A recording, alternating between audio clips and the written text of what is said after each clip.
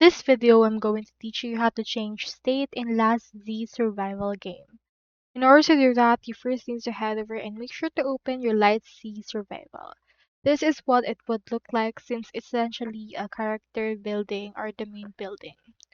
Now, in order to change your state, you first need to head over right here into these three lines and you should be able to open your account.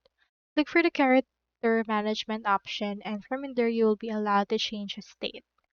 Now, if you don't want that method, you can proceed to sign out on your actual Last C survival. And from in there, you can head over and then create a new account that you would want. So that's also another option that you can actually utilize. So you can either create a new account or do the character management method in order to change states. Do take note that when you change states, some things are bound to change as well, since it will change your geography as well as the features limited or accessible to you. So that's all there is today, and I hope this video helped you out.